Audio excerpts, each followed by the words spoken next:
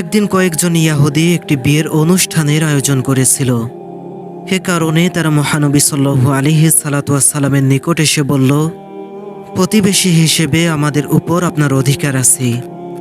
আমরা আপনাকে অনুরোধ করছি, দয়া করে আপনার মেয়ে ফাতেমাকে আমাদের মেয়ের বিয়ের অনুষ্ঠানে পাঠাবেন। আশা করি তার বদৌলতে এই বিয়ের অনুষ্ঠান আরও বেশি সৌন্দর্যময় হয়ে উঠবে। হে নিমন্ত্রণে হজরত ফাতেমার অংশগ্রহণের ব্যাপারে তারা নবী সাল্লাল্লাহু আলাইহি সাল্লামকে বেশ পীড়াপিড়ি করেছিল। নবী সাল্লাল্লাহু আলাইহি সাল্লাম তখন বললেন, সে ফাতেমা হজরত আলী বিন আবি তালিবের স্ত্রী, আর তার নির্দেশেই সে ফাতেমার পরিচালিত হয়। তারা বিনীত কণ্ঠে এ ব্যাপারে নবী সাল্লাল্লাহু আলাইহি সাল্লামকে আর্জি পেশ করে। ইয়াহুদিরা এ বিয়ের অনুষ্ঠানে আকর্ষণীয় সব ধরনের জাঁকজমকপূর্ণ পোশাক, অলঙ্কার ও সৌন্দর্যের সমাবেশ ঘটেছিল। তারা মনে করেছিল যে হজরত ফাতেমা পুরাতন ও ছেঁড়া কাপড় পরিধান করে অনুষ্ঠানে অংশগ্রহণ করবে, আর তারা এভাবে তাকে অপমান ও খাটো করতে চেয়েছিল। এ সময়ে হজরত জিবরাইল আলাইহিস সালাম অত্যন্ত জাঁকজমকপূর্ণ অলঙ্কার সহ এমন জান্নাতি পোশাক নিয়ে আসলেন যার দ্বিতীয়টি মানুষ কখনো দেখেনি। হজরত ফাতিমা রাদিয়াল্লাহু তাআলা আনহুমা সেই কাপড় পরে অনুষ্ঠানে অংশগ্রহণ করলে দর্শকরা তার কাপড়ের রং দেখে ও সুঘ্রাণ পেয়ে অনেকটা অবাক হয়ে যায়। হজরত ফাতিমা রাদিয়াল্লাহু তাআলা আনহুমা ইয়াহুদিদের ঘরে প্রবেশ করলে ইয়াহুদি মহিলারা তার সামনে সেজদাবনত হয়ে মাটিতে চুমু খেতে শুরু করে। সেদিন উপস্থিত অনেক ইয়াহুদিও এ অলৌকিক ঘটনা দেখে ইসলাম গ্রহণ করেছিল। হজরত আবু যর গিফারি রাদিয়াল্লাহু তাআলা আনহু বলেছেন, একদিন রাসূল সাল্লাল্লাহু আলাইহি সাল্লাম হজরত আলীকে ডাকার জন্যে আমাকে পাঠান।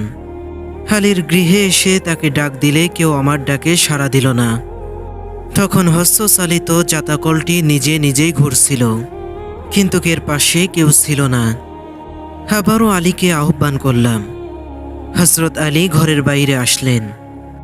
আমি তাকে নবী সাল্লাল্লাহু আলাইহি সাল্লামের কথা বললে তিনি রাসূল সাল্লাল্লাহু আলাইহি সাল্লামের সাথে দেখা করার জন্যে যাত্রা করলেন।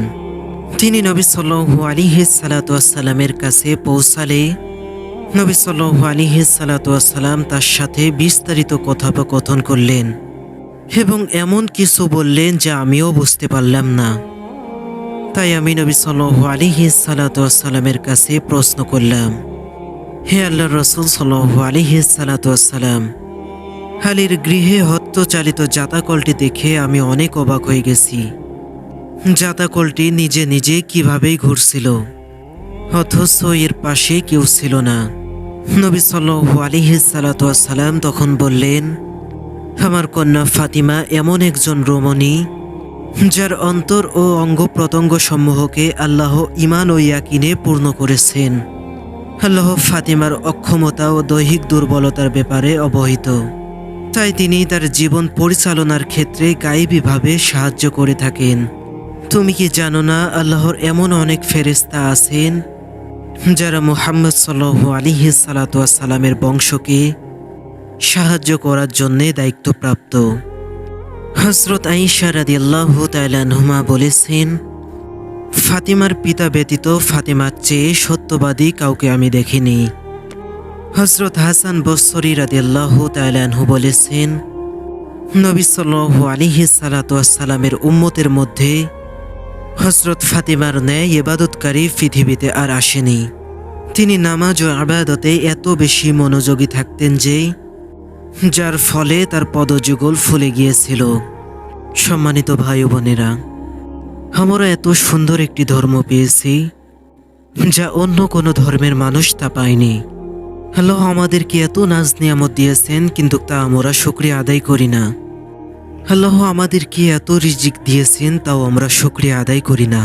আল্লাহ আমাদেরকে সুস্থ রেখেছেন, তাও আমরা শুকরিয়া আদায় করি না। আল্লাহ তাআলা ইচ্ছা করলেও আমাদেরকে অন্য ধর্মের মানুষ হিসেবে পাঠাতে পারতেন, কিন্তু আল্লাহ তাআলা আমাদেরকে ভালোবাসেন বিধায় একটা ইসলাম ধর্ম হিসেবে আমাদেরকে পাঠিয়েছেন। আসুন না ভাই বোনেরা, ইসলাম ধর্ম মেনে আমল করি। আপনাদেরকে একটু কি মনে হয় না যে জাহান্নামের আগুন কতটা ভয়ঙ্কর? আপনার কি মনে হয় না হাসরের দিন আল্লাহ তাআলার আযাব কতটা ভয়ঙ্কর? আপনার কি মনে হয় না হিসাবের দিন আল্লাহ তাআলা কতটা ভয়ঙ্কর হবেন? একমাত্র আমলই পারে আমাদেরকে জাহান্নামের আযাব থেকে হেফাজত করতে। আসুন না আমরা ইসলাম বুঝে আমল করি। আল্লাহ তাআলা যেন আমাদের সবাইকে ইসলাম বুঝে আমল করার তৌফিক দান করেন। আমিন।